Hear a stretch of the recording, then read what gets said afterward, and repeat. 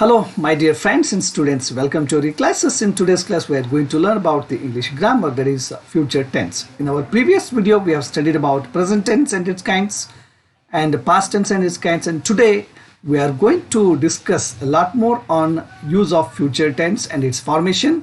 And it's very useful for you, for the TET students, CET students, and all classes. One more request from my side is to please watch the video from beginning till end. I hope that you will do that, and let's start today's topic then. Future tense. Time and tide wait for no man is a very famous proverb. We all know that. So a period of time following the moment of speaking or writing is called as future tense. Okay, look at the example.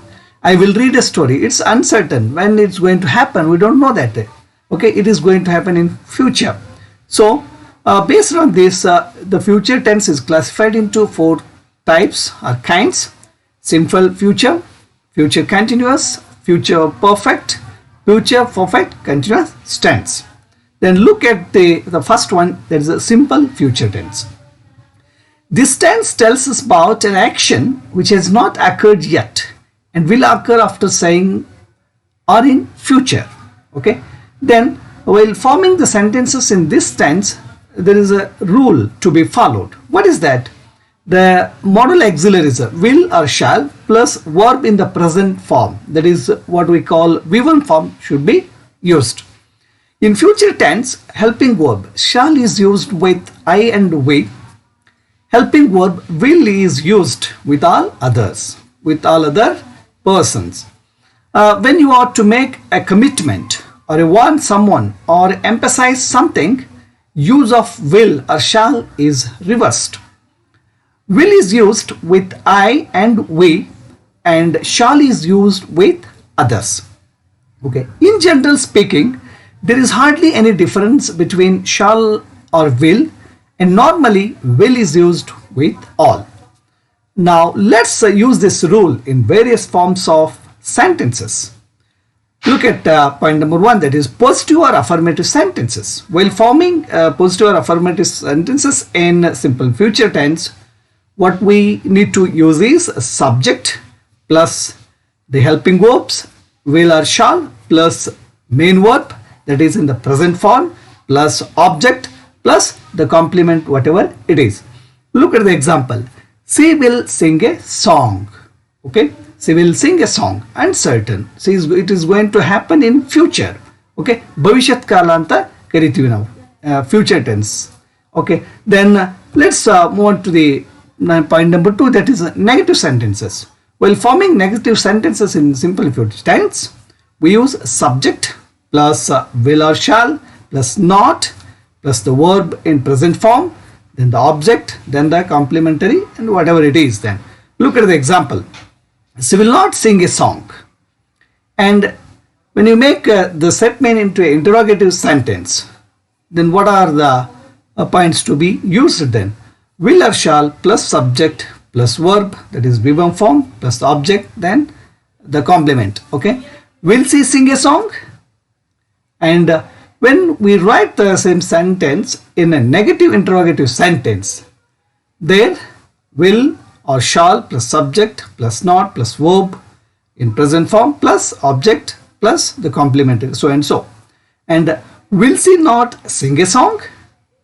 And look at the one more type of tense under future tense is future continuous tense.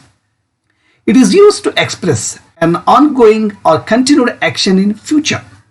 Example, she will be writing test in school tomorrow at 11 o'clock. In the example, the action will start in future, that is tomorrow, and action is start to continued till sometime in future. We use future continuous tense to talk about something that will be in progress at or around a time in the future. Then the simple rule is followed while forming the sentences. Will or shall plus be form of the verb plus main verb, that is in the present form, plus the ing. Now let's use this rule in various forms of the sentences then. While making positive or affirmative sentences, subject plus the helping word plus be form, the verb in the present form plus ing plus object, then the complementary and so on. And look at the example. She will be singing a song. Then to make negative sentences, subject will or shall plus not plus be plus main verb with present form plus ing plus object and so on. And she will not be singing a song.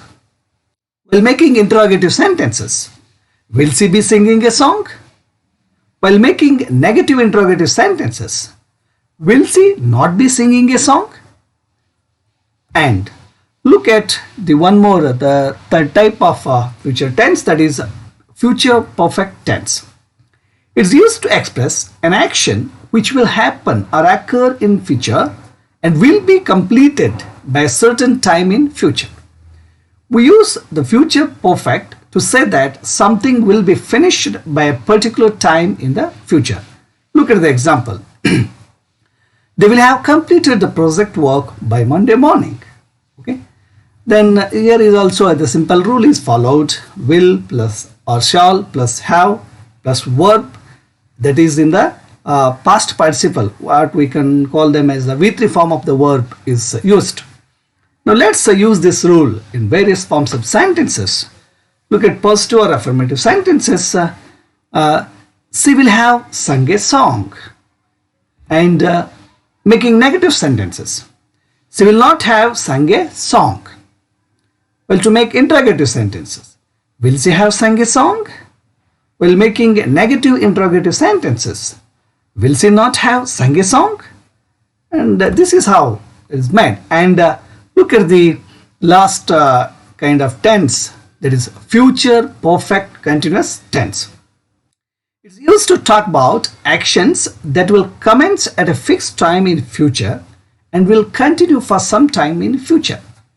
If there is no time reference, then it's not a future perfect tense. Without continued time reference, such tenses are future continuous tense. And continued time reference only differentiates between future continuous tense and future perfect continuous tense. That should be kept in mind. And it's also used to talk about planned actions or actions expected to happen. Again, the simple rule is followed. Will or shall plus have been plus verb V1 form plus ing is added to the main verb. And now let's use this rule in the formation of various sentences. Look at the positive or affirmative sentence. She will have been singing a song. And to make negative sentences, she will not have been singing a song. While making interrogative sentences, will she have been singing a song? While making negative interrogative sentences, will she not have been singing a song? Okay, this is how the use of future tense and its kinds along with their examples. I hope that I tried my level best to reach you. If you like the video, please subscribe the channel and share the video with your friends. Till then, take care. Thank you.